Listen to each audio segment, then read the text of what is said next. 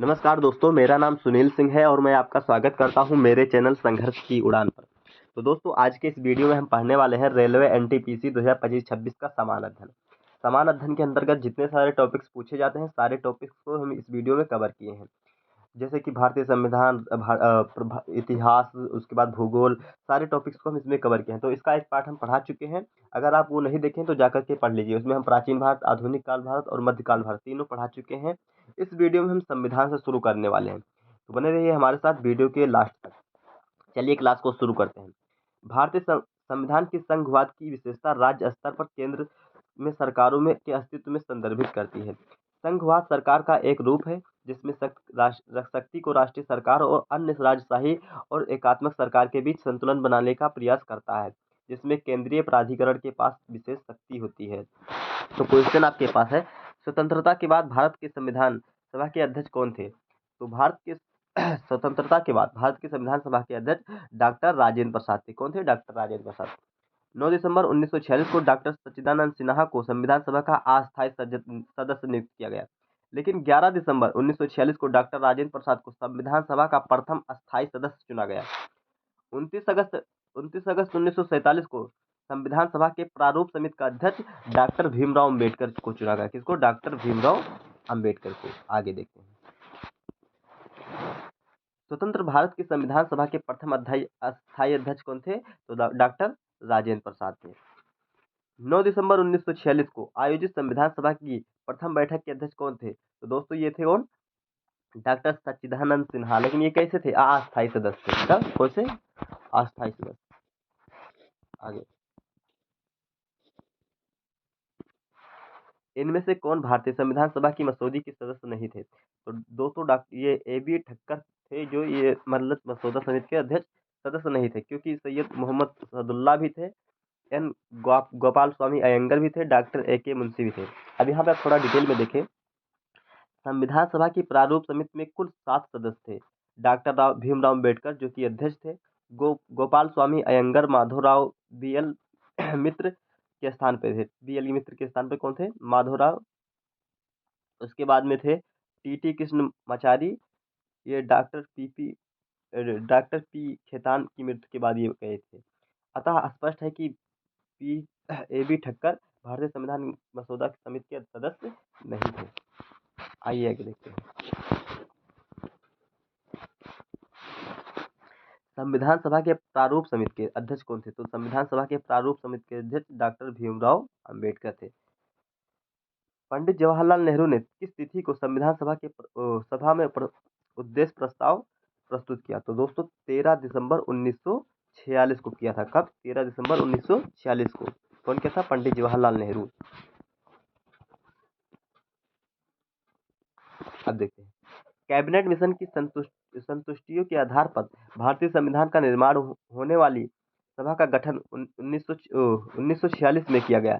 11 दिसंबर 1946 को डॉक्टर राजेंद्र प्रसाद के अस्थायी अध्यक्ष नियुक्त हुए तथा 13 दिसंबर 1946 को जवाहरलाल नेहरू ने के द्वारा संविधान सभा में पेश किया गया क्या? उद्देश्य प्रस्ताव। जहां से कार्यवाही प्रारंभ हुआ। आगे, भारतीय संविधान के निर्माण के दौरान निम्नलिखित में से किस उद्देश्यों के गठन को ऑब्जेक्टिव रिजोल्यूशंस को प्रस्तुत नहीं किया गया? तो दोस्तों जवाहरलाल नेहरू के। किसके? जवाहरलाल नेहरू के। कितने वर्षों लगभग के विचार विमर्श के बाद भारतीय संविधान पर हस्ताक्षर हुए? तो दोस्तों 3 वर्षों का। कितने? 3। 2 वर्ष 11 माह और 18 दिन, लगभग 3 वर्ष के बाद विचार विमर्श के बाद भारतीय संविधान सभा का हस्ताक्षर किया गया। संविधान निर्माण के प्रारूप समिति का गठन 29 अगस्त 1947 में किया गया था, जिसमें डॉक्टर भीमराव अंबेडकर अध्यक्ष सहित कुल 7 सदस्य थे। आगे, स्वतंत्र भारत के प्रथम विदेशी मंत्री कौन थे? तो दोस्तों ये थे जवाहरलाल नेहरू। स्वतंत्र भारत के प्रथम विदेशी मंत्री जवाहरलाल नेहरू थे। बलदेव सिंह स्वतंत्र भारत के प्रथम रक्षा मंत्री थे। BB गिरी भारत के तीसरे राष्ट्रपति और चौथे राष्ट्रपति थे। तीसरे उपराष्ट्रपति और चौथे राष्ट्रपति थे। डॉक्टर सर्वपल्ली राधाकृष्णन भारत के प्रथम उपराष्ट्रपति और द्वितीय राष्ट्रपति थे। आगे बात करते हैं। स्वतंत्र भारत का पहला केंद्रीय बजट किसने पेश किया? तो दोस्तों ये RK ससनुखम चट्टी ने किया। कौन? आर.के. ससनुखम चट्टी ने। स्वतंत्र भारत का पहला केंद्रीय बजट वित्त मंत्री आर.के. सस्टेनम चट्टी ने 26 नवंबर 1947 को पेश किया। आगे, भारत के संविधान का मसौदा तैयार करने के लिए संविधान सभा ने डैश को मसौदा समिति का गठन किया। तो दोस्तों यह 29 अगस्त 1947 का 29 अगस्त 1947 कैबिनेट मिशन की संतुष्टियों के आधार पर भारतीय संविधान का निर्माण करने वाली संविधान सभा का गठन जुलाई 1946 में किया गया। संविधान सभा द्वारा 29 अगस्त 1947 को एक संकल्प पारित करके प्रारूप समिति का गठन किया गया तथा इसके तीसरे अध्यक्ष डॉक्टर भीमराव अंबेडकर को प्रारूप समिति के अध्यक्ष के रूप में चुना गया। आगे, अब दोस्तों उठा लेते हैं थोड़ा भूगोल से। अब भूगोल की बात करते हैं। तारों के समूह को तारामंडल कहते हैं। यह अपनी अलग आकृति से पहचान बनाता है। तारों के समूह को तारामंडल कहते हैं। यह अपनी अलग आकृति का पहचान होता है। तो आपसे प्रश्न है, मिल्की वे क्या है? तो दोस्तों मिल्की वे एक आकाश गंगा है। क्या है? एक आकाश गंगा है। आगे देखते हैं, तारामंडल के नामकरण के लिए कौन सी एजेंसी जिम्मेदार है? तो दोस्तों अंतर्राष्ट्रीय खगोलीय संघ। कौन? अंतर्राष्ट्रीय खगोलीय संघ तारामंडल के नामकरण के लिए जिम्मेदार है। आगे देखते हैं, अंतर्राष्ट्रीय खगोलीय संघ तारामंडल के नामकरण के लिए जिम्मेदार है। यह पेशेवर खगोलीय शास्त्रियों का एक संगठन है जिसका केंद्रीय सचिवालय पेरिस, फ्रांस में स्थित है। यह संघ ध्येय खगोल शास्त्र के क्षेत्र में अनुसंधान और अध्ययन को अंतर्राष्ट्रीय स्तर पर बढ़ावा देना है। इसकी स्थापना वर्ष 1919 में की गई थी। आगे, कितने तारामंडलों को नाम दिया गया है? तो दोस्तों 88 तारामंडलों को नाम दिया गया है। खगोल शास्त्र में आकाश में दिखने वाले तारों के ऐसे समूह जो हमें एक ही तल में स्थित दिखते हैं तारामंडल कहलाते हैं। हमारे सौरमंडल का कुल 88 तारामंडल हैं, जिसे हम हाइड्रा वायुमंडल सबसे बड़ा है। किसमें? जो हाइड्रा वायुमंडल है ये सबसे बड़ा है। आगे, तारे मुख्यतः किससे बने होते हैं? तो दोस्तों तारे यह हाइड्रोजन और हीलियम से बने होते हैं। किससे? हाइड्रोजन और हीलियम से। तारे मुख्यतः हाइड्रोजन और हीलियम से बने होते हैं। तारों के मूल तत्वों में हाइड्रोजन की मात्रा 70 से 90% होता है, तो ही हीलियम की मात्रा 30 से 10% तक होता है। आइए, डैश आकाश गंगाओं के बुनियादी प्रकार एक नहीं है। तो दोस्तों यह रेगुलर्स नहीं है। क्या? रेगुलर्स। ब्रह्मांड में अनुमानतः 100 अरब आकाश गंगाएं गैलेक्सी हैं तथा प्रत्येक आकाश गंगा लगभग 100 अरब तारे होते हैं। स्पाइरल्स, एप्लिक्स और इर्गुलर्स आकाश गंगाओं के बुनियादी प्रकार हैं, जबकि रेगुलर्स आकाश गंगाओं के बुनियादी प्रकार में से नहीं है। ग्रेट बियर नाम है एक। तो ग्रेट बेरियर नाम है गैलेक्सी तारामंडल का। किसका? गैलेक्सी तारामंडल का। आइए,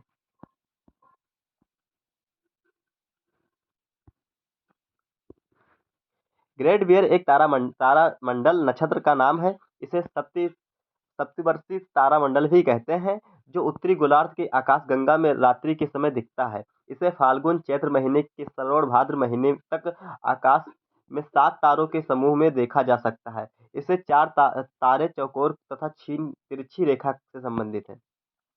हब्बल का नियम से संबंधित है। इस ब्रह्मांड में दूसरा प्रचुर मात्रा में सर्वाधिक तत्व कौन सा है? तो दोस्तों यह है हीलियम। क्या है? हीलियम।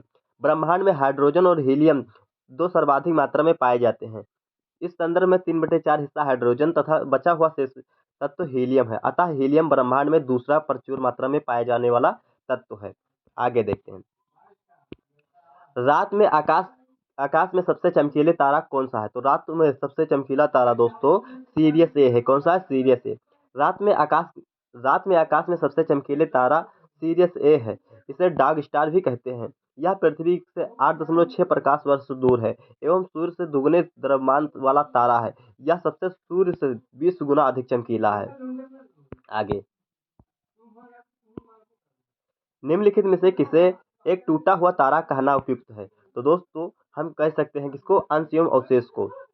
आगे देखते हैं, अंतरिक्ष में घूमते हुए धूल और गैस के पिंड में जब पृथ्वी के समीप से गुजरते हैं तो पृथ्वी के गुरुत्वाकर्षण बल के कारण तेजी से पृथ्वी की ओर आ जाते हैं और पृथ्वी के वायुमंडल में आकर घर्षण बल चमकने लगते हैं, जो पृथ्वी पर पहुंचने से पूर्व से ही जलकर राख हो जाते हैं। उन्हें उल्का पिंड कहते हैं। इन पिंडों को ही भ्रमवश टूटा हुआ तारा समझ लिया जाता है। आगे,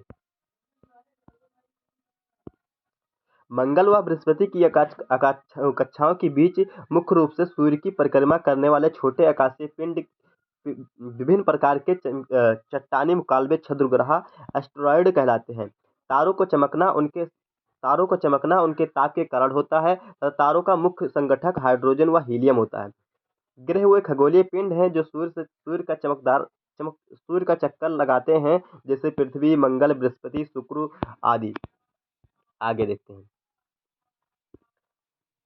निम्नलिखित में से किस शहर को पूर्व का स्कॉटलैंड कहा जाता है? तो दोस्तों, हम शिलांग को कहते हैं। शिलांग को पूर्व का स्कॉटलैंड कहा जाता है। शिलांग शहर को पूर्व का स्कॉटलैंड कहा जाता है। भारत के उत्तर पूर्वी राज्यों में यह एक मेघालय की राजधानी है। शिलांग और उसके आसपास का इलाका इतना खूबसूरत है कि उसकी तुलना खूबसूरत यूरोपीय देश स्कॉटलैंड से की जाती है। एलिफेंट फॉल यहाँ का सबसे खूबसूरत झरना है।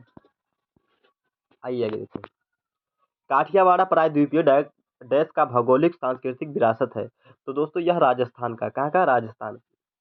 काठियावाड़ प्रायद्वीपीय राजस्थान का एक भौगोलिक और सांस्कृतिक विस्तार है। यह कच्छ की खाड़ी और खंभात की खाड़ी से घिरा हुआ ज्वालामुखी है जो उद्भेदन से निर्मित हुआ है। यह समुद्र व समुद्री सतह से बहुत ही कम ऊपर है। आगे, निम्नलिखित में से कौन सा राज्य भारत की 7 बहनों यानी 7 सिस्टर के अंतर्गत आता है? तो दोस्तों, यह आता है सिक्किम। कौन सा आता है? सिक्किम। भारत में 7 सिस्टर के नाम से अरुणाचल प्रदेश, असम, मेघालय, त्रिपुरा, मिजोरम, मणिपुर और नागालैंड जाने जाते हैं। ये 7 राज्य पूर्वोत्तर भारत में स्थित हैं। सिक्किम पूर्वोत्तर में एक बर्फीय राज्य है जिसका आकार अंगूठे के आकार समान है। इसके अंगूठे के समान। आगे, निम्नलिखित में से किस देश की भू सीमा भारत से जुड़ी नहीं है? तो दोस्तों, तजाकिस्तान की भू सीमा भारत से जुड़ी नहीं है। भारत उत्तरी गोलार्ध में 8.8 डिग्री से 4 सेकंड 8 डिग्री 4 सेकंड से 37 डिग्री 6 सेकंड उत्तरी अक्षांश और 68 डिग्री 7 सेकंड से 97 डिग्री 25 सेकंड पूर्वी देशांतर के बीच स्थित है। भारत के तटीय भाग की लंबाई 7,516.6 किलोमीटर। भारत की सीमाएं 7 पड़ोसी देशों से बांग्लादेश, चीन, पाकिस्तान, नेपाल, म्यांमार, भूटान और अफगानिस्तान के साथ लगी हुई है। इसमें सबसे लंबी सीमा रेखा बांग्लादेश के साथ लगता है। सबसे छोटी सीमा अफगानिस्तान के साथ लगता है। आगे, भारत के भारत के इनमें से किस राज्य की सीमा महाराष्ट्र के सीमा से जुड़ी है? तो दोस्तों, यह ओडिशा राज्य की। किस राज्य की? ओडिशा। भारत में महाराष्ट्र राज्य की सीमा गुजरात, मध्य प्रदेश, छत्तीसगढ़, तेलंगाना, गोवा एवं कर्नाटक राज्यों के साथ में लगती है, जबकि ओडिशा राज्य की सीमा पश्चिम बंगाल, झारखंड, छत्तीसगढ़ और आंध्र प्रदेश के साथ लगती है। इस प्रकार से ओडिशा राज्य की सीमा महाराष्ट्र के साथ नहीं लगती है। आइए आगे देखते हैं, निम्नलिखित में से किस राज्य की भू सीमा नेपाल से जुड़ी हुई है? तो दोस्तों, यह झारखंड से। नेपाल से सीमा साझा करने वाले भारतीय राज्यों में से उत्तराखंड, उत्तर प्रदेश, बिहार, सिक्किम तथा पश्चिम बंगाल आते हैं। धाधत्व की भारत सीमा पाकिस्तान, अफगानिस्तान, चीन, नेपाल, भूटान, बांग्लादेश तथा म्यांमार के साथ लगती है। भारत श्रीलंका के साथ जलीय सीमा साझा करता है। भारत की सबसे लंबी स्थलीय सीमा बांग्लादेश के साथ है, जबकि सबसे छोटी सीमा अफगानिस्तान के साथ में है। आइए, डैश सीमा विश्व की 5वीं सबसे बड़ी सीमा है। तो दोस्तों, यह भारत बांग्लादेश की सीमा विश्व की 5वीं सबसे बड़ी सीमा है। विश्व में किन्हीं भी 2 देशों के मध्य रेखा की लंबाई की दृष्टि से भारत और बांग्लादेश की सीमा 5वें नंबर पर है। सबसे लंबी सीमा साझा करने वाला देश अमेरिका और कनाडा है। आइए आगे देखते हैं, निम्नलिखित में से कौन सी जल संधि अंडमान और निकोबार द्वीप समूह को अलग करती है? तो दोस्तों, 10 डिग्री जल संधि। कौन सी डिग्री? 10 डिग्री जल संधि। भारत की जल संधि और नाम उसका, जैसे 9 डिग्री चैनल किसका नाम है? तो लक्षद्वीप और मिनिकॉय को अलग करता है। लक्षद्वीप को मिनिकॉय से अलग करता है। 8 डिग्री जो चैनल है मिनिकॉय और मालदीव को अलग करता है। 10 डिग्री चैनल जो है अंडमान और निकोबार द्वीप समूह को अलग करता है। फिर उसके बाद ग्रेट चैनल जो है ये सुमात्रा और निकोबार को अलग करता है। और पाक स्ट्रेट जो है तमिलनाडु और श्रीलंका को अलग करता है, पाक जल डमरू स्थल। आइए 10 डिग्री जल संधि इनमें से किससे संबंधित है? तो दोस्तों अंडमान एवं निकोबार द्वीप समूह से संबंधित है। किससे? अंडमान और द्वीप समूह निकोबार से। आगे गुजरात में अरुणाचल प्रदेश के समय डैश के समय का पक्ष अंतराल डैश कितना है? तो दोस्तों यह 2 घंटे। कितना? 2 घंटे। अरुणाचल प्रदेश के देशांतरीय विस्तार 91 डिग्री से 30 सेकंड पूर्व से 97 डिग्री 30 सेकंड पूर्वी देशांतर के मध्य तथा गुजरात का देशांतरीय विस्तार 68 डिग्री 4 सेकंड से पूर्व से 74 डिग्री 4 सेकंड पूर्व से, क्योंकि यह अरुणाचल प्रदेश और गुजरात क्रमशः भारत के पूर्व और पश्चिम में स्थित है। दोनों छोरों के मध्य में स्थित देशांतरीय अंतर 97 डिग्री 30 सेकंड से 68 डिग्री 4 सेकंड या 29 डिग्री बराबर 29 डिग्री 26 सेकंड है। चूंकि प्रत्येक देशांतर के बीच 4 मिनट के समय का अंतर होता है, इस प्रकार अरुणाचल प्रदेश तथा गुजरात के समय 29 डिग्री 26 सेकंड गुणे 4 बराबर लगभग 118 मिनट अर्थात लगभग 2 घंटे का अंतराल होता है।